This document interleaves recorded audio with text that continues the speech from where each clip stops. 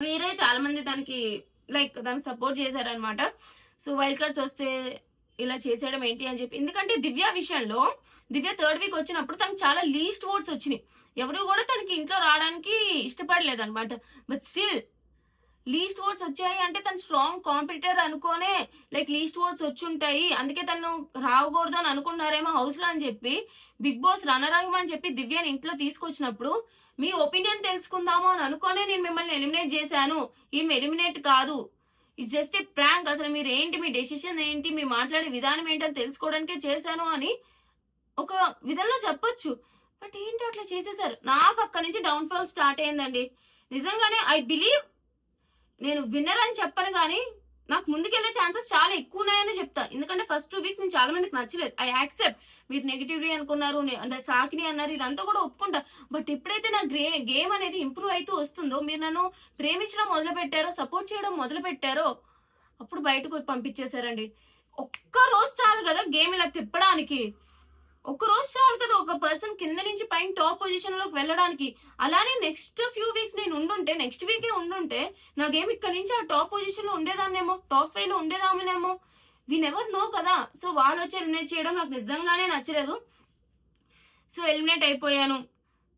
నాకు ఇంకా చెప్పాలంటే కొన్ని విషయాలు ఈ 2-3 డేస్ లో ఏం తెలిసాయి అంటే నాగ్ సార్ కూడా do you think it's correct అంటే నన్ను ఎలిమినేట్ చేయడం అనేది కరెక్టా అని చెప్పి అడిగారంట. చూడండి. అండ్ అన్ఎక్స్పెక్టెడ్ అన్నారు. బజ్ లో ఏవి వేస్తా అన్నారు. అన్ఎక్స్పెక్టెడ్ కాబట్టి ఏవి ప్రిపేర్ చేయలేదు అని అన్నారు. ఓకే, అంత అన్ఎక్స్పెక్టెడ్ అంటే అసలు నన్ను పంపించే ఉద్దేశం లేదు. అంటే అసలు నేను జనరల్ గా ఏం చేస్తారంటే డేంజర్ జోన్ లో ఉన్నప్పుడు సరే వీళ్ళు వచ్చి ఇలాగా టాస్క్లు పెడతారు, ఒకళ్ళు ఎలిమినేట్ అయిపోతారు అంటే ఉన్న వాళ్ళందరూ 4-5 మెంబర్స్ ఎవరున్నారో అందరూ ఏవి ప్రిపేర్ చేసి ఉంచాలి కదా. అలాగైతే ఓన్లీ లీస్ట్ లో ఉన్న కంటెస్టెంట్స్ ఏవి ఒకటే కాదు కదా ప్రిపేర్ చేసి ఉంచాల్సింది. అందరిది కంటెస్టెంట్స్ ఏవి ప్రిపేర్ చేసి ఉండాలి. ఎందుకంటే ఎవరు వెళ్తారో తెలియదు కాబట్టి, వైల్డ్ కార్డ్స్ వస్తున్నారు కాబట్టి. నా ఏవి ఎందుకు ప్రిపేర్ చేయలే? నాకు ఇక్కడ అర్థం కానిది ఏంటంటే నన్ను కావాలని పంపించేశారా, అందుకే ఏవి ప్రిపేర్ చేయలేదా, లేదా ఏవి చూపించేస్తే తిన మీదే టార్గెట్ పెట్టి పంపించేస్తారా అని అనుకుంటారని చూపిలే. నాకు నిజంగానే అర్థం కాలేదు. ఎందుకంటే వాళ్ళు కట్ చేస్తుంటే గౌరవ్ వచ్చి సుమన్ గారు కట్ చేస్తారనమాట. తిను గేమ్స్ ఆడుతుంది బాగా, అందుకే తన పొటెన్షియల్ ఫైర్ కనిపించింది, అందుకే తనది కట్ చేయట్లేదు అంటే అప్పుడు ఏమంటారంటే హోస్ట్ సార్ ఈ గేమ్ కాదు, ఫస్ట్ 5 వీక్స్ నుంచి పర్ఫార్మెన్స్ చూడాలి, ఈ గేమ్లు మాత్రమే కాదు అని చెప్తారు. అప్పటి వరకు ఏం చెప్పరు. బట్ నాది ఎప్పుడైతే కట్ చేయకుండా సుమన్ గారిది కట్ చేస్తారో అప్పుడు సాయి వచ్చి కట్ చేస్తాడు కాబట్టి సాయికి చెప్తారు. బట్ సాయి అప్పటికే కట్ చేసేస్తాడు, ఇంకా అయిపోయింది.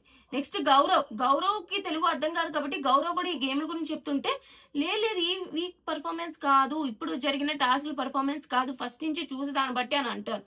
నాకు ఇదంతా సినారియోలు చూస్తుంటే ఓహో, ఒకవేళ నిజంగానే సరే ఫార్మేట్ ఏదైనా అనుకుంటే అయితే ఆ బజర్ టాస్క్ లో నేను విన్ కాబట్టి నాకు ఇవ్వాలి, అక్కడ ఇవ్వలేదు. అండ్ ఎప్పుడైతే సుమన్ గారు బెలూన్ కట్ చేస్తున్నారో మొత్తం 5 వీక్స్ పర్ఫార్మెన్స్ చూడాలి అని చెప్పడం. సో ఏదో విధంగా కావాలని నన్ను పంపించారు అనే ఉద్దేశం అయితే నాకు ఒక దగ్గర అనిపించింది అనమాట.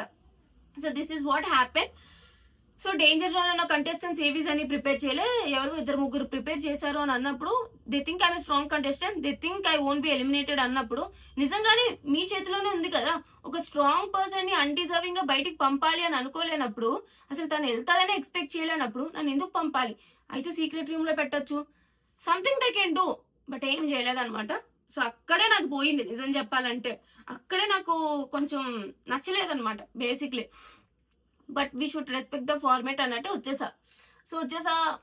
బజ్ అయిపోయింది.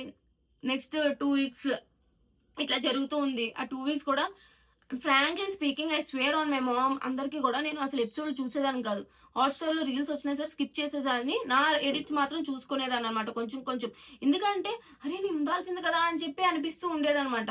సో నేను చూసేదాన్ని కాదు. బట్ ఎప్పుడైతే సో అట్లా జరుగుతూ ఉంది అనమాట. ఎప్పుడైతే నాకు ఈ నామినేషన్ కి నువ్వు చెయ్యాలి అని అన్నప్పుడు కాల్ వచ్చిందో, బిట్టు నామినేషన్ నువ్వు చెయ్యాలి అని కాల్ వచ్చి బిట్టు